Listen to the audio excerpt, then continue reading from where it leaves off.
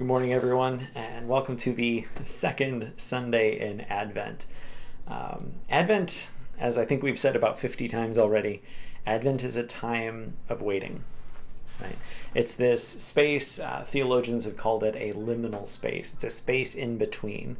We've left the thing that came before, but we're not quite to where we're going yet. It's kind of sitting in the car and wondering what's happening as you're on your way to your destination.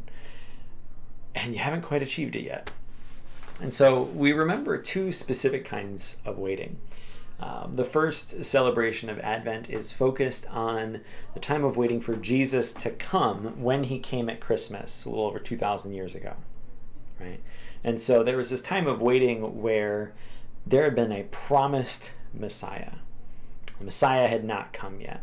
And so they were waiting, and they were hoping, and they were praying, and they were expecting the fulfillment of prophecies that would come only through Jesus.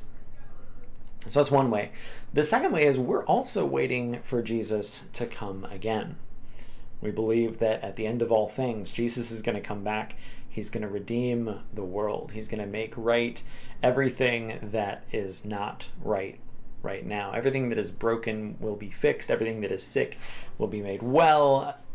And we acknowledge that that's not where we're at right now. We have a sick and a broken world. And we're waiting.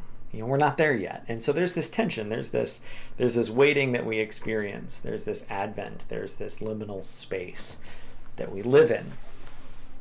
And so the 2020 in particular, I think, has made the idea of waiting or not yet, or things not being as they should be, really kind of come home. I think 2020 could definitely use a little bit of redemption. And so Advent and waiting and liminal space, they all resonate with me just a little bit more strongly than normal this year. It could be little things like every time I go outside, my glasses are always fogged up every time I leave the house. And I'm kind of sick and tired of staying home, even though I know it's the right thing to do, and I try and keep myself and the people around me as safe as possible. And I mean, just the crazy things that have happened in addition to coronavirus as well. I mean, what other year could we have threatened an invasion of murder hornets?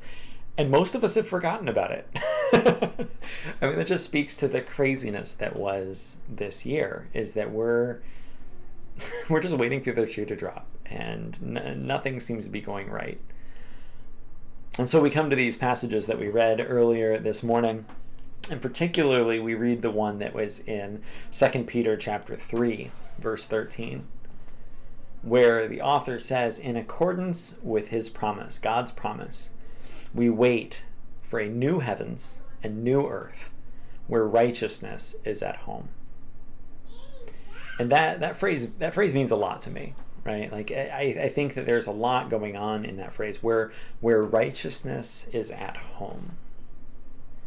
Because have you ever seen someone rewarded for doing evil?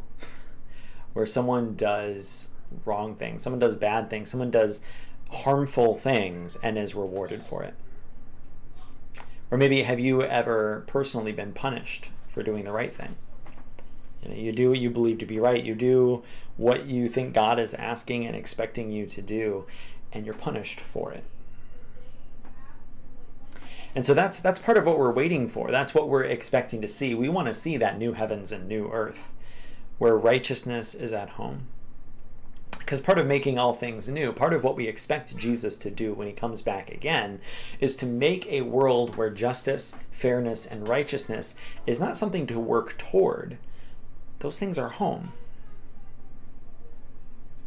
And so think about what that would mean for a moment. Think about what it would look like if righteousness were at home in this world. Doing the right thing was home.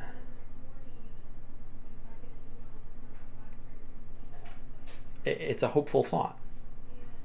And so in the meantime, while we wait for that, because that's still in the future, while we wait for that, we also read from this Old Testament passage from the prophet Isaiah, chapter 40. I'm going to read verses 1 and 2 and then skip down to verse 11 also. It says, "Comfort, O comfort my people, says your God. Speak tenderly to Jerusalem and cry to her that she has served her term, that her penalty is paid, that she has received from the Lord's hand double for all her sins. He will feed his flock like a shepherd. He will gather the lambs in his arms, and he will carry them in his bosom, and gently lead the mother sheep. I don't know if you're where I'm at. I expect you probably are. But when you hear this call to comfort my people, you hear that God is going to be comforting his people, that God speaks tenderly to Jerusalem and cries to her that we've served our term. The time of punishment is over. The penalty is paid. And so he'll feed us like a shepherd. He'll gather us in his arms. Like, I need that image of God. A lot of times we end up thinking to ourselves that God is just the righteous one who sets standards and expects certain things from us. It's easy to fall into that trap and seeing him as the standard we have to live up to or something like that. I think maybe today,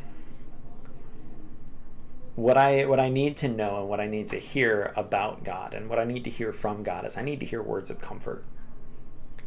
I need to hear tender speech. I need to hear compassion.